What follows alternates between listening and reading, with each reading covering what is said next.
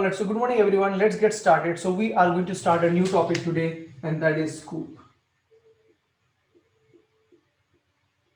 Okay. So let's understand what is this Scoop and where exactly you would be using Scoop, and we will see them practically over the course, right? So use case number one. Say you have a lot of data in database in a traditional database system, and you want to bring that data into your Hadoop environment to process that data. The data is so big that you are not able to process it using your SQL queries, right? Because you're going to process for let's say 2 years of data, or let's say last 5 years of data, and every time when you want to bring the data, you would like to bring them into SDFS and perform some operations on it. Okay. Now a typical use case, what it could be is, say you have Amazon. Okay, we are just trying to take some example, right? And many people visit Amazon, right? And they start clicking on some products.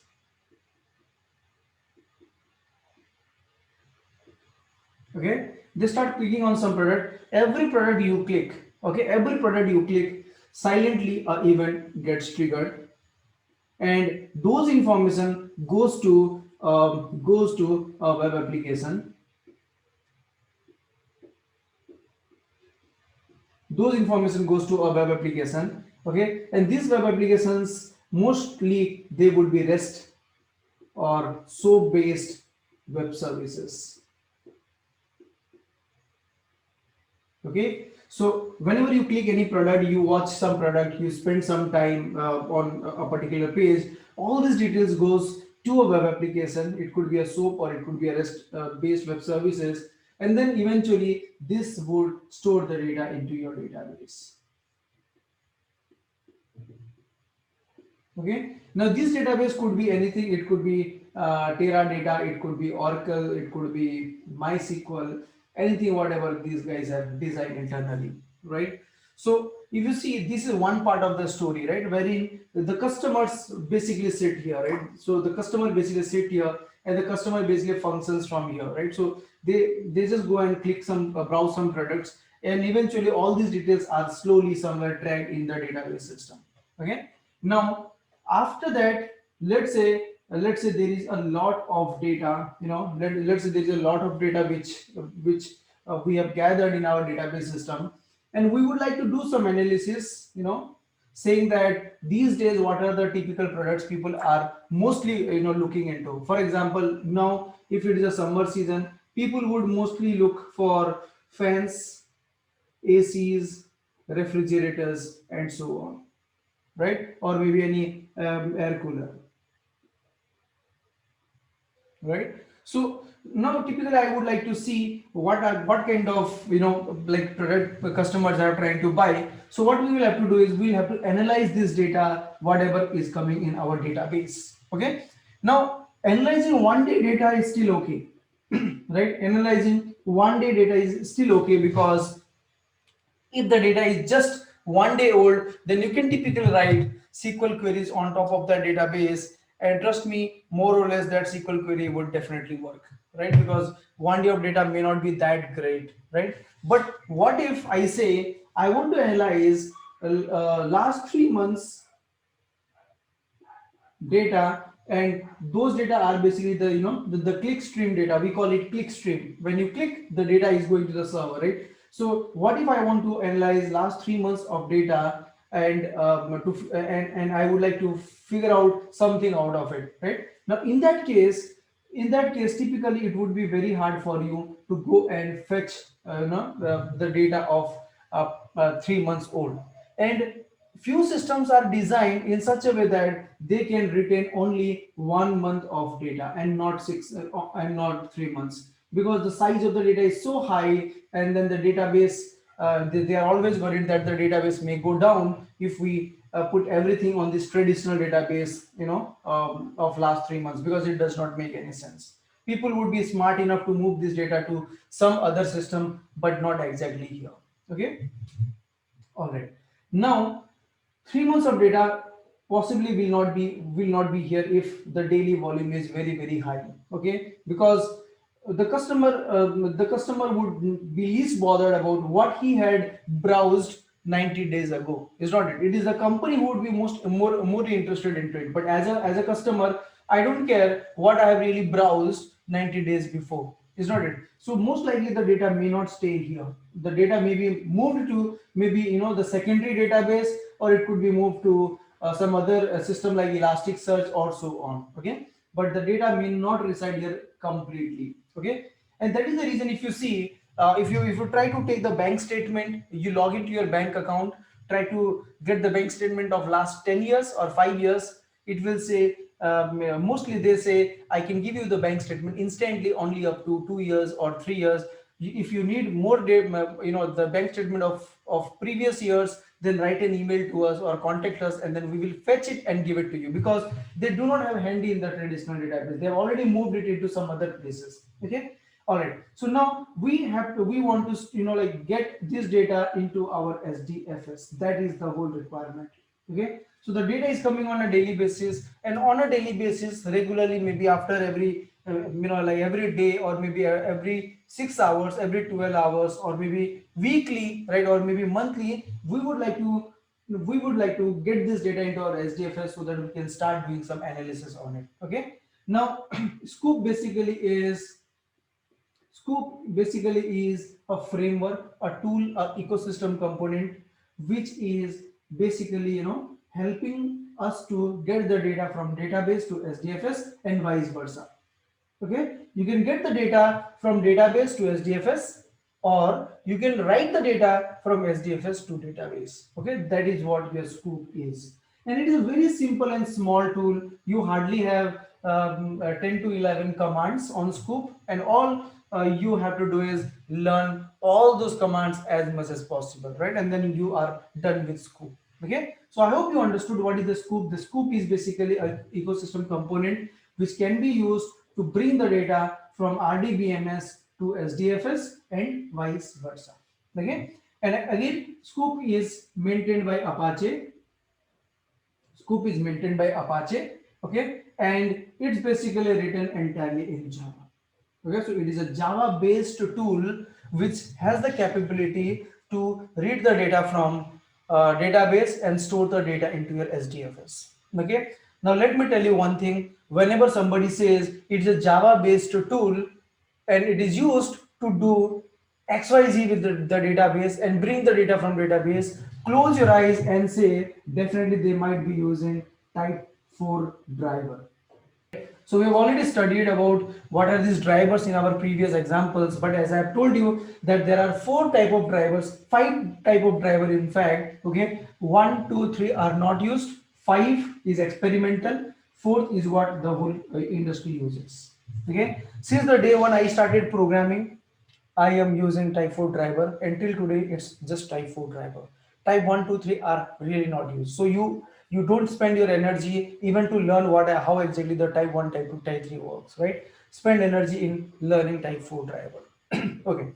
So they internally uses type 4 driver, which means every database will have their own jar file. For example, if you want to do something with Oracle, then you have OJDBC14.jar or OJDBC 6.jar or OJDBC 8.jar, wherein this 14 means this jar file was created in JDK 1.4. This was compiled in Java 1.4. 6 means this was compiled in Java 6, and 8 means it was compiled in Java 8. Okay. Similarly, if your requirement is I have a database but that is not Oracle, that is MySQL, then you need MySQL connected jars. Okay. Similarly, if you have a Teradata or if you have some other database, then you need that database specific driver jar file, and which will be used to establish the connection between database and SDFS. Okay. All right, so I hope you understood what exactly is Scoop and what a Scoop can do for you, right? The requirement is very simple. Whenever somebody says, I have my database in, I have my data in Oracle database or any typical traditional database system, and I would like to bring that data into SDFS and run something on it, then you would basically use Scoop. Okay. Now a typical use case could be like this. You have database, okay, and what did you do? You use Scoop to bring the data to your SDFS. Okay, now once you have the data in your SDFS, then what you can do, you can either write a MapReduce program, okay, you can create Hive tables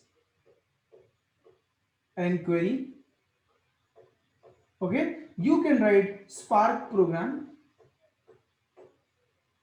right, or you can store this data maybe in you can load this data into HBase. Okay, whatever you feel you want to do it, because at the end of the day you have got the data in SDFS. Okay, so either you process this data or you store this data, whatever you want to do. Okay, now once you have stored this data and all, you may be interested to export this data into database table, which is, let's say, MySQL. Okay, and possibly let's say this database was Oracle. This database was Oracle. You have the data in Oracle. You use Scoop to export the data into SDFS. And once the data is is in SDFS, then it is up to you whether you want to write MapReduce program or Hive or Spark job, whatever. And then you process the data. The data is available in SDFS. You wrote that data back to SDFS because the output would be written back to SDFS. Right? Now from this SDFS, you wanted to export this data back using Scoop. Right, and then this data is now inserted into a database of MySQL, and now this data could be displayed to the end user using say Tableau, Power BI, or any other like or any other dashboarding system. Okay, or it could be consumed by some other Java program. Right, so all these things whatever we have talked will stay here. Okay, so you have a typical UI that takes the data to a web application, okay, and that stores the data into database, and then your work will start from here. As a data engineer, your work is from here to here. That's it. Your scope is only from here to here. You bring the data from Oracle, do whatever processing you would like to, and then export the data back to your another database. That's what you will do. For this, you have web developers. Okay. For this, you will have other team, BI, business intelligence team, or reporting team. Okay. So this is a part of another guy. This is a part of another guy. If your luck is not good, then you may have to work from here to here as well. I don't know, right? So basically this will not happen because working from here to here is a lot of work. Okay, and then when company has hired you as a data engineer, they would not want to invest a lot of your time doing this thing. Okay, because you by this time I have done this web development, but today if you ask me to do a web development, I may not be able to work so efficiently. I need a lot of time, right? And moreover, it is now no more my interest area, and then why would I put a lot of effort here, right? So your job is from here to here, database to SDFS, do whatever you do whatever you want to do, and then if the requirement says the data has to be sent back to the database system, maybe the same Oracle database or maybe MySQL database, choice is yours. You will just have to do whatever is required as part of the requirement. Okay, so I hope you are clear what exactly Scoop can do for you. Any questions, guys? Now let me talk about Oracle and MySQL. Okay, let's understand the structure of Oracle database system, the structure of MySQL, so that when we start exploring practically, it would be quite more easy. Okay, so If I talk about Oracle,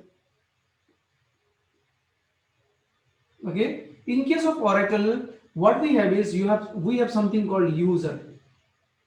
Okay, I can create a user, and within that user we can create tables.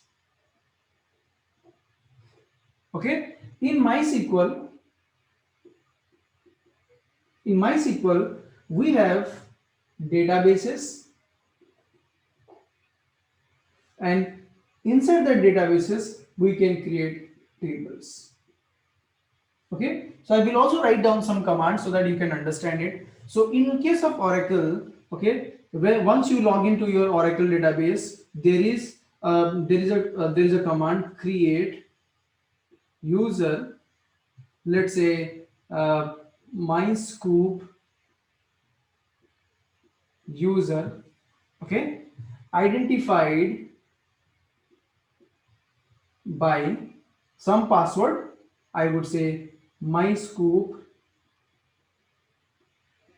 pass. Okay, so this command would basically create a user called MyScoop user, identified by a password called MyScoop password. Okay, now once a user is created, then you can definitely say connect.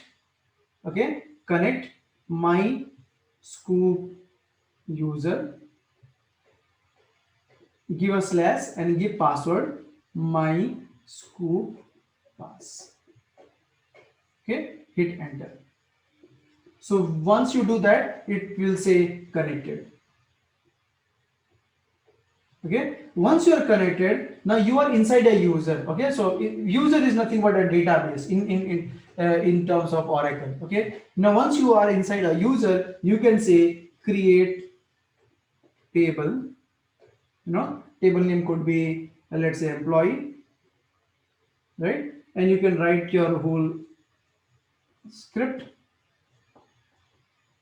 to create a table. Okay, so the similar stuff whatever you have done in Hive we have learned how to create a table, right? So those syntax would work as it is, but only the difference would be in Oracle the data types are different. In MySQL the data types are different. For example, if I want to create a table called employee, so I'll say create table employee. Okay, create table employee, and I'll say employee ID, and I will say number. Okay, in case of my Oracle database. Same thing if I want to do it on MySQL, then I'll say employee ID int. Okay, so they are little differences across the databases. So that's how you will basically create a table in Oracle. You first create a user, or you can use the same user like system and manager. Okay, there is a default user called system. Okay, you can use that, or you can create your own user and you can use this user to create all your data, all your tables and all. Okay, this is one thing. The next thing is, if you're working with MySQL, then the first thing you would like to do is create a database. So you'll say create database, right? Create database, and I can say my scoop db. Okay, enter, done. So you create a database like this. Now if you want to use this database, you will say use my scoop db. Now I would be inside this my scoop db. Now once you are inside this my scoop db, then what you could do is you could say create table employee, and I'll say employee ID of int type. Okay, now I can tell you one thing, that Hive tables, the way you create tables in Hive are very similar to what you do in MySQL. Okay, so the same the same statement, the same script to create a table in Hive should work with MySQL, but not with Oracle. With Oracle, there would be little difference with the data type, but the Hive is designed by keeping MySQL in mind. Okay, so this syntax and this syntax would be mostly similar. Okay, now let's move on. and let's see how do you install Scoop in your virtual machine, right? So we already have a virtual machine, and in that virtual machine we have already installed Hive, we have installed Hadoop, right? And now we will take the same virtual machine and we'll start installing Scoop on it. Okay, let's move on. So this is the document which we have, like Apache Scoop is a tool designed for efficiently transferring bulk data between Apache Hadoop and structured data store such as relational database. Okay, and it is a data ingestion Hadoop ecosystem component used to extract data from RDBMS into Hadoop. Okay, which could be SDFS, it could be Hive, it could be HBase for further processing. All right, now we are basically trying to look into this installing Scoop, right? So the installation is very simple. All we need to do is download the latest version of Scoop and extract it, configure something in bash rc, and we are done. Okay, now let's look into this. So the official documentation to look at would be Apache Scoop. Let me check this out. This is Apache Hadoop. I'll go here and I'll say Scoop download. Okay, now look into this. I would like to go to this Apache Scoop. Okay, now look into this Scoop, right? So the bad thing is, they do not have a very good logo. It looks so crazy. Scoop logo is this. Okay, not at all a beautiful logo.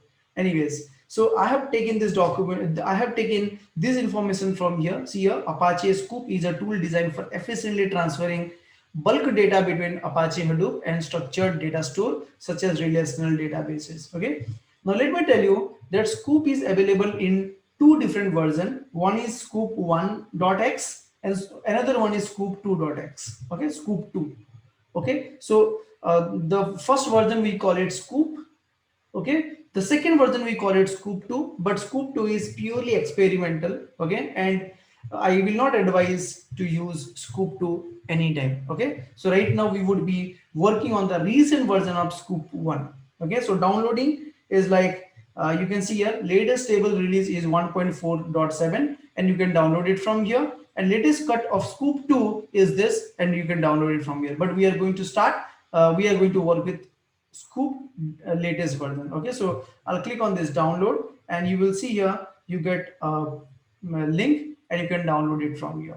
Okay, but I will not download it from here. I'll go to my favorite place, that is Apache distributions, and you can download it from there as well. The reason is because all this link will change. Today we have this link, tomorrow you may not get this link. So this is the Scoop version, whatever is available for download. But let me I'll go to Apache dist. Okay, and I'll download it from there itself. So let me go to, so this is the website from where you can download all your Apache tools. So from here we will go to Scoop. So there are so many, right? So I'll go to Scoop, OPQRS Scoop. Okay, and we will download it from here, 1.4.7. This is what we will download. So now if you see, you have Scoop 1.4.7 tar.gz, which is basically Scoop for Hadoop 1. Okay, and this is your Scoop for Hadoop 2.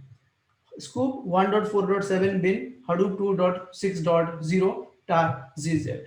Okay, you may ask me, where is Scoop for Hadoop 3? So Hadoop 3 is just launched, right? And then they are really not practically accepted by the industry. Okay, and that's the reason you will find a lot of versions are released on Hadoop 2. Hadoop 3 compatible libraries and tools may come after some time, maybe 6 months, a year, and so on, right? But till then we will have to work with what we have. Okay, and also let me warn you one thing, that whenever we are using Hadoop 3 and we are using Scoop that supports Hadoop 2.6, okay, there is no guarantee that everything will support. Okay, there is no guarantee. It may support or it may not support. And if it does not support, then what we should basically do is we should basically go back to Hadoop 2.6 and then start working on it. Okay, so so that's what it is. Anyways, so let's see. We will go through the documentation. We will look into all the stuff, and we will come to know what exactly is supporting and what exactly is not. But right now, it's okay. We can click on this, and it starts getting downloaded. Or else, what you can do is you say copy, right click on it, and you say copy link address. So you can also do it from here. Copy link address. Okay. So once you've copied this, you can paste it here. Okay, somewhere you can paste it somewhere, and you can say wget that particular link. Okay, now I'll go back to my Ubuntu system. So now what we will do is we are into this location, we are into our Ubuntu system, right? So let's get into ecosystem folder. I'll say cd ecosystem. Okay, and I'll say ls. So I have Apache Hive only installed here. Today we are going to download Scoop and do a setup of Scoop. Okay, so the command would be wget and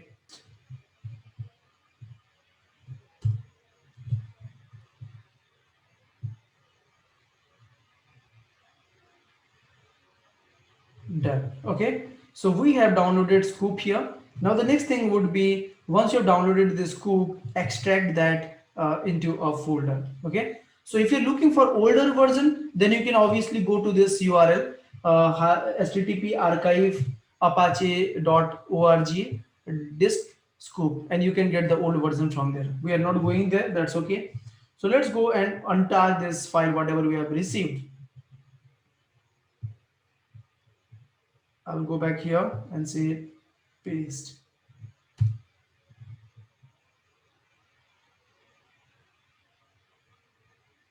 Done. Okay. So now what we have done is we have extracted this into a folder, right? So the next thing is, let's try to create a symbolic link. Let's try to create a shortcut, right? So we'll say ln-s Hadoop 1.4 2.6 to a Scoop. So what it will do, it will create a folder called Scoop, which is basically a shortcut to this big name, instead of just renaming this, right? So we got a Scoop folder here. Okay, next, configure the below entry in /home sduser.bashrc file. So what we need to do is we need to edit our bashrc file, and we need to say that we want to configure our Scoop as well. So copy this and go here and say paste, enter. Okay, and if you look at the bottom, I've already pasted these two lines, right? So all you need to do is press I and go down and right click and say paste.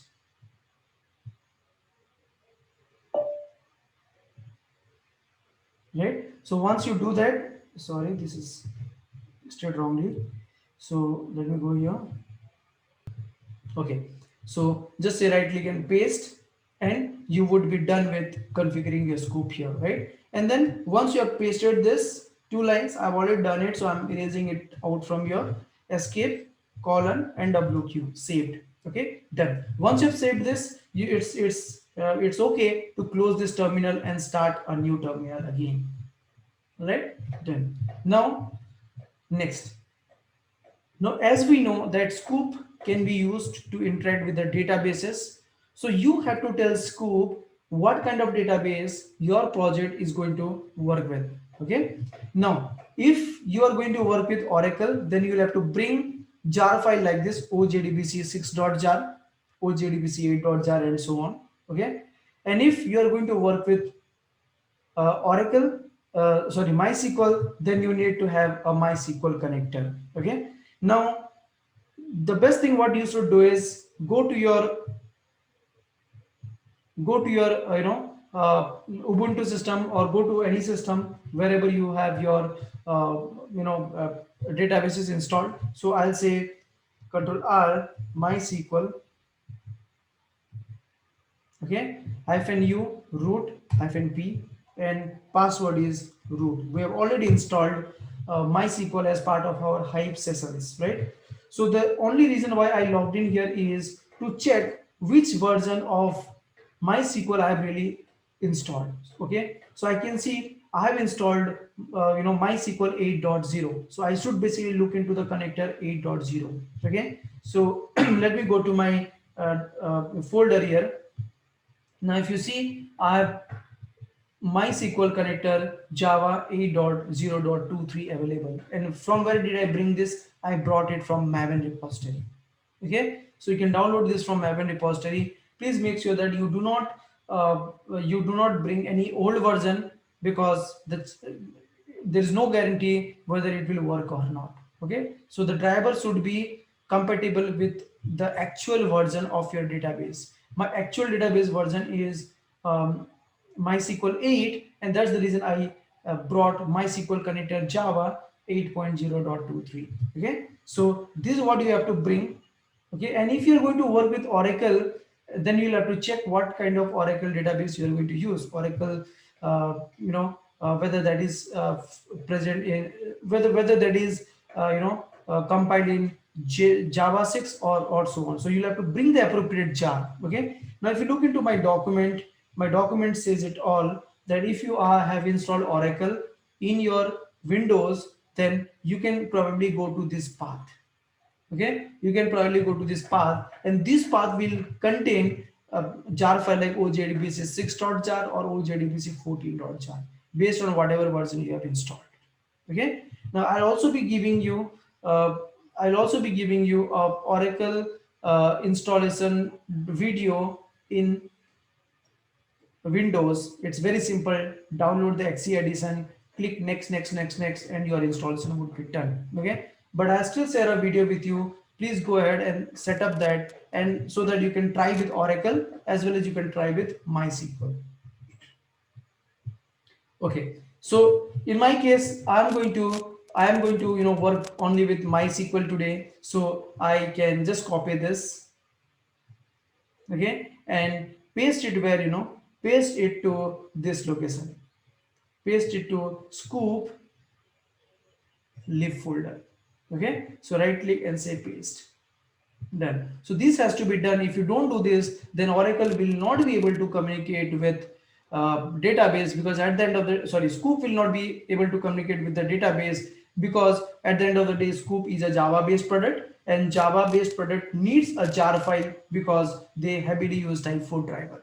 Okay, now let me move on.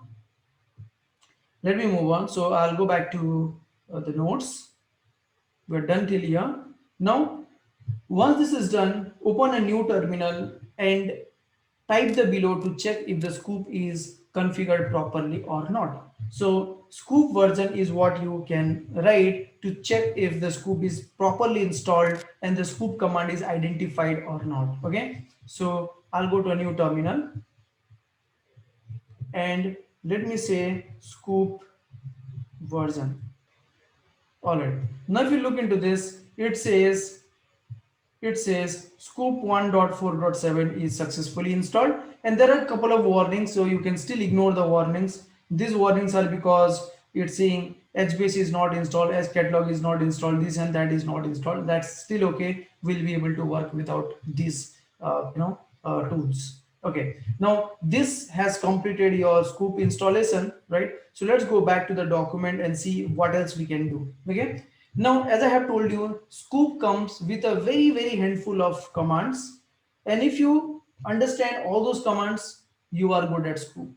Okay. So the first thing what you should look into is Scoop help. This will tell you what are the commands available in Scoop. What all can you do in Scoop. Okay. So I'll say Control L and say paste Scoop help. Okay, now look into this. It says available commands are this. Okay, and these are the 11 commands. All you need to do is learn them, right, and use them, and your scope would be over. Okay, it's a very small tool. So we have code gen, we have create height table, eval, export, help, import all tables, import mainframe, job, list to database, list to tables, merge, meta store, and version. Okay, out of this, what we are not going to learn is import mainframe. The reason is because you need a mainframe system to bring the data into SDFS, because I know that there are a couple of accounts, there are a couple of projects, a couple of customers who uses mainframe a lot. And if there is a requirement to import all the data from mainframe to SDFS, then you will have to use this command. Okay. All right. So let's move on and let's look into one more thing, that what if I want to get a help on a specific command. So these are all commands, right? But I want to know how do I exactly use export. I don't know how to use export. I want some help from scoop. So what you can do is you can say scoop help and anything out of this. Okay, so I will say scoop help export. So let me go back here. Okay, now it has given us a lot of information. See here, it has given us a lot of information, right? And all you need to do is use some of them, not all of them, but use some of them. Okay, now there are some arguments, like the common arguments are connect, connection manager, connection param file, driver, Hadoop home, Hadoop mapped home, and so on, right? So all these are basically sub options, right? And all we need to do is we need to use this sub option to get our work done. Okay, so anytime when you feel how should I do this, then you should come back to scoop and say scoop help and that particular command. So similarly, let's say you are going to work on mainframe and you don't know how to use this import mainframe command. So the command would be scoop help import mainframe, right? So I'll go back here and you should say scoop help import mainframe. Okay, so it has also given us a lot of parameters. Okay, and we'll have to check what exactly they are and check with the mainframe system what all can be given and what all can be skipped, right? But that's how basically you would be able to gather more information about a particular command. Okay, so this completes our introduction to scoop. I hope you understood what is a scoop, how do you install scoop, right? And what exactly a scoop can do for you.